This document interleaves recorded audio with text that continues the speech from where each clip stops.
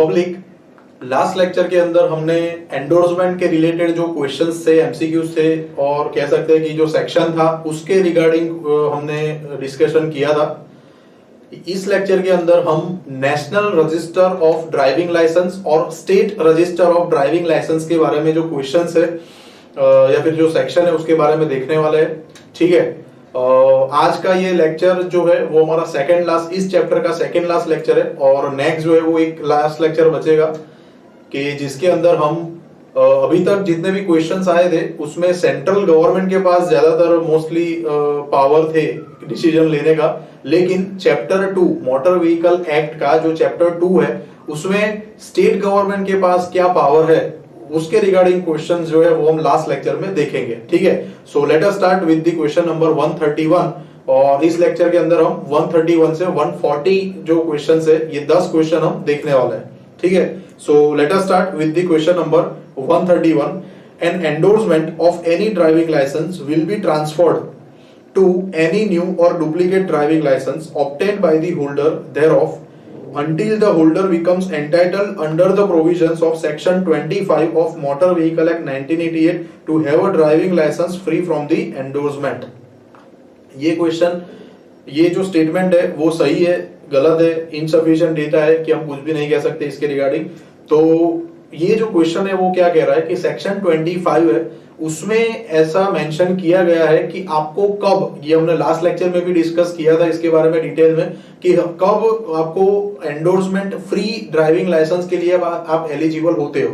ठीक है, तो इस क्वेश्चन में क्या कहा गया है कि आपका ड्राइविंग लाइसेंस के ऊपर एंडोर्समेंट है और आप कोई नया ड्राइविंग लाइसेंस निकलवाते हो या फिर आप डुप्लीकेट, आपका ड्राइविंग लाइसेंस फट गया, टूट गया, खो गया है तो उसमें आप डुप्लीकेट ड्राइविंग लाइसेंस निकलवाते हो तो वो जो ड्राइविंग लाइसेंस है वो आपको एंडोर्समेंट किया हुआ ही मिलेगा जब तक आप जो है वो सेक्शन 25 के अंडर जो क्राइटेरिया लिखे हैं आपको एंडोर्समेंट फ्री ड्राइविंग लाइसेंस उसमें आप नहीं आ जाते हो, तब तक आप अगर नया ड्राइविंग लाइसेंस या डुप्लीकेट ड्राइविंग लाइसेंस निकालोगे तो आपको एंडोर्समेंट किया हुआ ही मिलेगा। तो ये स्टेटमेंट जो है वो बिल्कुल सही स्टेटमेंट है, it is a true statement. ठीक है, next one, question number 32. Within how many days a person has to produce the driving license to the court or authority if the person in respect of whom the endorsement is to be made is at the time the holder of a driving license? जब किसी person के driving licence के ऊपर court ने endorsement के लिए बोला है और अगर उस टाइम वो जो पर्सन है, वो जो ड्राइविंग लाइसेंस का पर्सन है, वो ड्राइविंग लाइसेंस जिसके पास है, जो होल्डर है ड्राइविंग लाइसेंस का, उसके पास अभी ड्राइविंग लाइसेंस है। ठीक है, मान लो कि कोर्ट में वो डिसीजन हुआ कि ये ऑफेंस के अंदर में उसका पनिशमेंट मिलेगा। ठीक है, जो भी ऑफेंस उसने किया है regarding to motor vehicle act. ठीक है, और उसका ड्राइविंग लाइसेंस के ऊपर एंडोर्समेंट करना पड़ेगा और उस टाइम अगर वो पर्सन के पास ड्राइविंग लाइसेंस है, ड्राइविंग लाइसेंस है मतलब उसके पास जेब में नहीं है बट उसके पास घर पे पड़ा हुआ है जो भी है, तो उसको कितने दिन के अंदर वो एंडोर्समेंट करने के लिए वो ड्राइविंग लाइसेंस जो कोर्ट है या जो अथॉरिटी जिसने ये ऑर्डर पास किया है एंडोर्समेंट का उसको देना पड़ेगा एंडोर्समेंट करने के लिए। ठीक है, तो ऑप्शन ए है कि with in how many days यहाँ पे लिखा है, तो विद इन 5 डेज है या फिर such longer time as the court और अथॉरिटी में फिक्स, कोर्ट या अथॉरिटी ने जो टाइम बोला है, जितने दिन बोले उतने दिन के अंदर, या फिर 30 दिन के अंदर, और ए और बी में से कोई भी। तो यहां पर हमारा राइट आंसर आएगा ऑप्शन ए कि अगर आपको कोर्ट या जो अथॉरिटी है कि जिसने ये ऑर्डर एंडोर्समेंट का दिया है उसने अगर कुछ भी नहीं बोला है तो आपको 5 दिन के अंदर अपना ड्राइविंग लाइसेंस है वो एंडोर्समेंट करने के लिए देना पड़ेगा। ठीक है, या फिर अगर कोर्ट या अथॉरिटी ने जो भी बोला है कि आप 7 दिन के अंदर, जो भी दिन बोले, जितने भी दिन बोले कि 2 दिन 3 दिन या उससे ज्यादा भी, तो वो उसी दिन के अंदर जो है वो आपको वो ड्राइविंग, आपका जो ड्राइविंग लाइसेंस अगर आपके पास है, आपने निकलवाया है और आपके पास है तो आपको वो देना पड़ेगा। ठीक है, next one, question number 133. Choose the correct option. Option A, if a person is in respect of whom the endorsement is to be made is at the time not being the holder of a driving license. पहले जो last question अभी हमने जो देखा उसमें था कि जब एंडोर्समेंट करना है उस टाइम उसके पास ड्राइविंग लाइसेंस है। अभी जो ऑप्शन ये बोल रहा है कि जब एंडोर्समेंट करना है और अगर उसके पास ड्राइविंग लाइसेंस नहीं है, ठीक है, then he will produce the driving license to the court or authority within 5 days after obtaining the driving license। तो उसको ड्राइविंग लाइसेंस जो है वो निकलवाने के बाद उसको मिलता है, उसके 5 दिन के अंदर जो है वो उसको ड्राइविंग लाइसेंस है वो अपना वो कोर्ट या वो अथॉरिटी को एंडोर्समेंट करने के लिए देना पड़ेगा। ठीक है, तो ये ऑप्शन जो है वो बिल्कुल सही ऑप्शन है कि मतलब मैं ये लास्ट जो क्वेश्चन है और ये ऑप्शन है उन दोनों की बात करूं तो जब एंडोर्समेंट करना है उस टाइम आपके पास ड्राइविंग लाइसेंस है तो आपको वो ऑर्डर के तुरंत ही 5 दिन के अंदर विद इन 5 डेज या फिर वो अथॉरिटी या कोर्ट ने जो बोला है उतने दिन के अंदर आप वो ड्राइविंग लाइसेंस अपना एंडोर्समेंट के लिए दे सकते हो। लेकिन अगर जब एंडोर्समेंट किया गया उस टाइम आपके पास ड्राइविंग लाइसेंस नहीं है, आपको नया ड्राइविंग लाइसेंस निकलवाना पड़ेगा या आपके पास टूट गया है, खो गया है, जो भी है तो आपको डुप्लीकेट निकलवाना पड़ेगा। तो वो जब मिलता है आपको डुप्लीकेट या नया ड्राइविंग लाइसेंस उसके 5 दिन के अंदर अंदर आपको जो है वो कोर्ट या अथॉरिटी को एंडोर्समेंट के लिए अपना ड्राइविंग लाइसेंस देना पड़ेगा।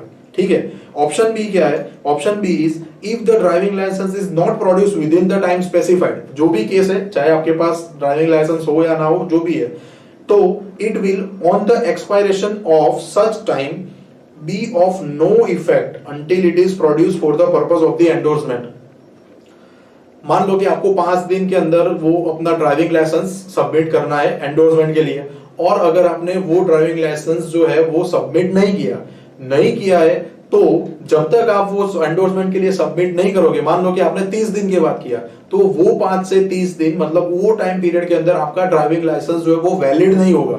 ठीक है, क्योंकि आपका उसके ऊपर एंडोर्समेंट नहीं है। तो ये बिल्कुल सही ऑप्शन है कि अगर आपने विद इन अ टाइम अपना ड्राइविंग लाइसेंस एंडोर्समेंट के लिए सबमिट नहीं किया है तो जब तक आप उसको सबमिट नहीं करोगे तब तक वो ड्राइविंग लाइसेंस वैलिड नहीं रहेगा। ठीक है, ऑप्शन सी है ए एंड बी बोथ, तो यहाँ पर राइट ऑप्शन आएगा ऑप्शन सी, और ऑप्शन डी है नन ऑफ द अबव, तो वो हमारा आंसर नहीं आएगा। ठीक है, next one, question number 134, select the right statement.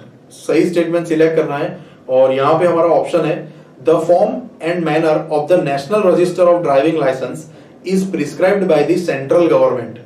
तो नेशनल रजिस्टर है, जितने भी ड्राइविंग लाइसेंस निकलते हैं उसका पूरा नेशनल लेवल पे एक रजिस्टर रहता है जिसका नाम है national register of driving licence. तो national register of driving licence किस तरीके का फॉर्म और उसका जो मैनर है, उसकी जो किस तरीके से उसको मेंटेन करना है, वो कौन प्रिस्क्राइब करेगी? वो सेंट्रल गवर्नमेंट प्रिस्क्राइब करेगा।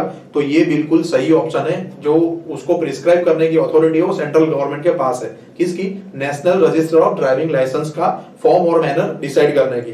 ठीक है, ऑप्शन बी क्या है? All the state register of driving licences shall be subsumed under the national register of driving licenses। अब हर एक स्टेट जो है उसमें जितने ड्राइविंग लाइसेंस निकलते हैं उसका रजिस्टर है जिसका नाम है state register of driving licences. तो ऐसे हर एक स्टेट के पास अपना state register of driving licence होगा, और वो state register of driving licence जो है वो national register of driving licence के अंडर में आएगा। तो ये भी बिल्कुल सही ऑप्शन है, ऑप्शन बी हमारा राइट ऑप्शन है। Next option is no driving license issued or renewed under Motor Vehicle Act 1988 will be valid unless it has been issued a unique driving license number under the National Register of Driving Licenses। जो हमारा जो driving licence number जो मिलता है हमें, वो मिलता है हमें national register of driving licence के तहत, उसके अंडर में मिलता है। तो जब तक किसी भी व्हीकल को, कोई भी मोटर व्हीकल हो, उसको national register of driving licence के अंडर में एक यूनिक ड्राइविंग लाइसेंस नंबर नहीं मिलता है, तब तक जो अगर आपको कोई भी ड्राइविंग लाइसेंस इश्यू किया गया हो या फिर रिन्यू किया गया हो वो वैलिड नहीं रहेगा। ठीक है, तो ये ऑप्शन भी बिल्कुल सही है। तो ऑप्शन डी है ऑल ऑफ द अबव, जो हमारा राइट ऑप्शन आएगा। ठीक है, तो ये सारी चीजें या फिर ये सारे ऑप्शन है वो national register of driving licence से रिलेटेड है। ठीक है, next question number 135, select the right statement. A unique driving licence number is issued to each driving licence under the national register of driving licence. Yes, state register of driving licence के तहत नहीं होता है, हमारा जो unique driving licence number होता है वो national register of driving licence के अंडर में होता है। तो ये ऑप्शन बिल्कुल सही है। Option B is all the state governments and licensing authorities under the Motor Vehicle Act 1988 will transmit all information including content data in the state register of driving licenses as may be prescribed by the central government। State register of driving licence का जो भी data है और बाकी भी जो भी कोई डेटा है वो जितनी भी स्टेट गवर्नमेंट है और जितनी भी लाइसेंसिंग अथॉरिटी है उनको सेंट्रल गवर्नमेंट में जिस तरीके से प्रिस्क्राइब किया है उस तरीके से वो आपको सेंट्रल गवर्नमेंट को देना पड़ेगा। तो ये जो है वो भी बिल्कुल सही ऑप्शन है।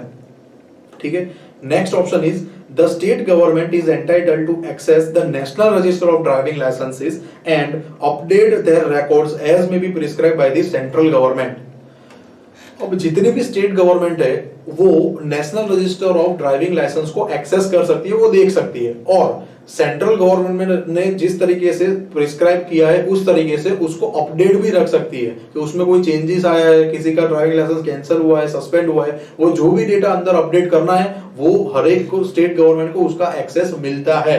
तो ये भी बिल्कुल सही स्टेटमेंट है कि सारी जितनी भी स्टेट गवर्नमेंट है वो national register of driving licence देख सकती है और उसको अपडेट भी कर सकती है, उसका एक्सेस भी मिलता है स्टेट गवर्नमेंट को।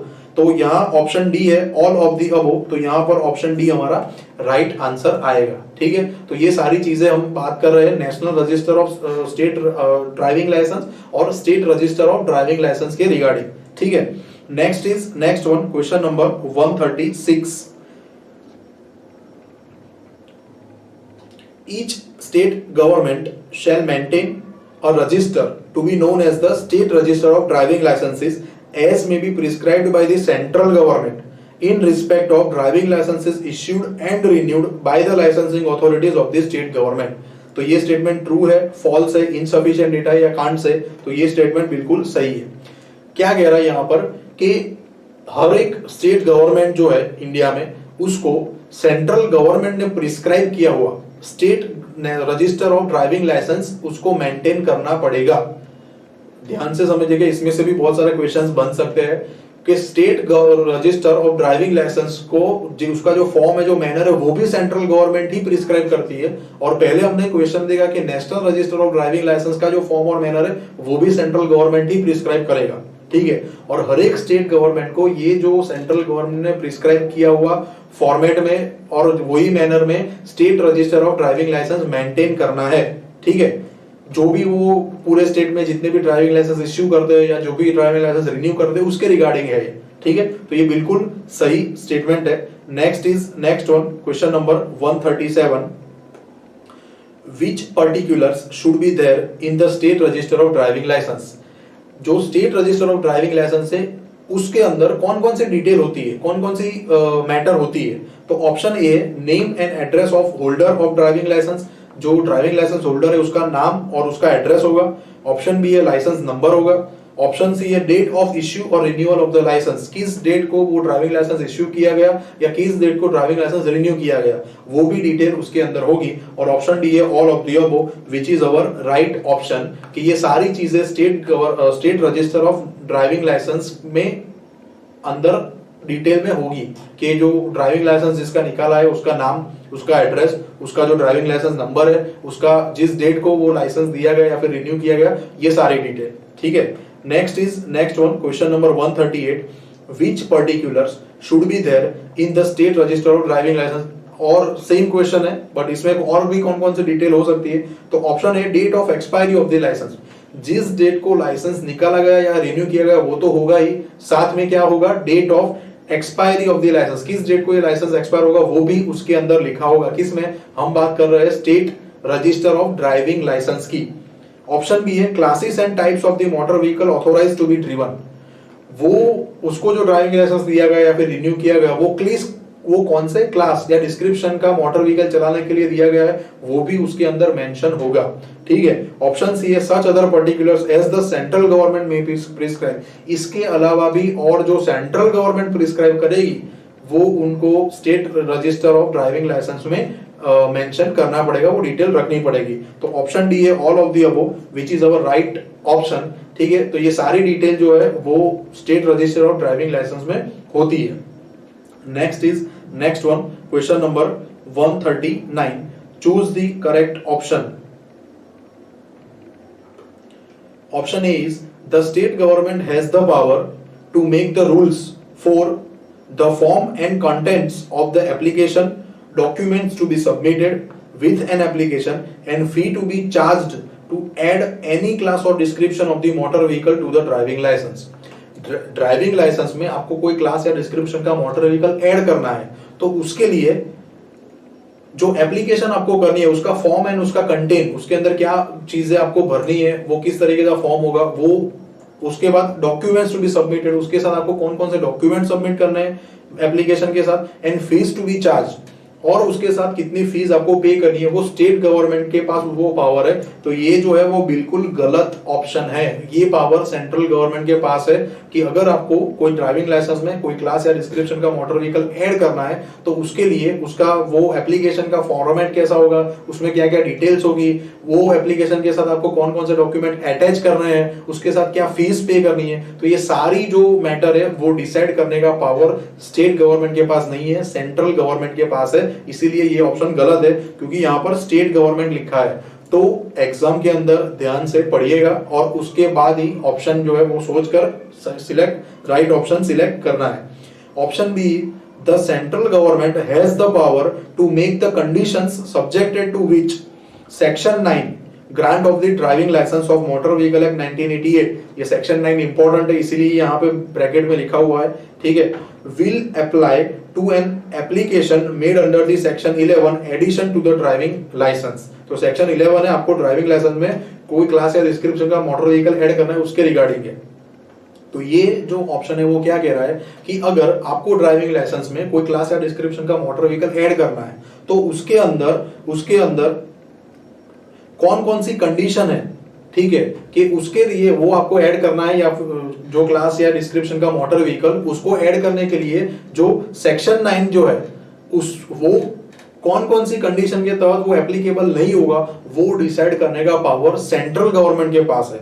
The central government has the power to make the conditions, कौन सी condition, subject to which section 9 will apply to an application made under the section 11। Section 11 के अंदर जो एप्लीकेशन आई है उसमें सेक्शन 9 अप्लाई होगा कि नहीं होगा, उसकी जो कंडीशन है वो कंडीशन स्पेसिफाई करने का पावर जो है वो सेंट्रल गवर्नमेंट के पास है। तो ये बिल्कुल सही ऑप्शन है। ऑप्शन सी है ए एंड बी बोथ, तो वो नहीं आएगा क्योंकि ऑप्शन ए जो है वो हमारा गलत ऑप्शन है। ऑप्शन डी है नन ऑफ दी अबव, तो ऑप्शन बी सही है, तो ऑप्शन डी भी नहीं आएगा। तो यहाँ पे हमारा राइट ऑप्शन है ओनली ऑप्शन बी, ठीक है। And now our last question number 140 of this lecture, select the right statement. The central government has the power to specify the minimum educational qualifications of person to whom license to drive transport vehicle may be issued under Motor Vehicle Act 1988 and the time within which such qualification are be acquired by such person. अब बात हो रही है transport vehicle का driving licence obtain करने के लिए कि ट्रांसपोर्ट व्हीकल का ड्राइविंग लाइसेंस अगर आपको ऑब्टेन करना, अगर आपको चाहिए, तो उसके लिए मिनिमम क्वालिफिकेशन क्राइटेरिया क्या है और वो क्वालिफिकेशन जो है वो आपको कितने टाइम के अंदर अचीव करना है, वो डिसाइड, वो प्रिस्क्राइब या वो पावर जो है डिसाइड करने का वो सेंट्रल गवर्नमेंट के पास है। तो सेंट्रल गवर्नमेंट है, इसीलिए ये ऑप्शन बिल्कुल सही है, ये पावर सेंट्रल गवर्नमेंट के पास है। ऑप्शन बी क्या है, before issuing the driving licence by adding any class or description of the motor vehicle, the licensing authority should verify the identity of the applicant as may be prescribed by the central government।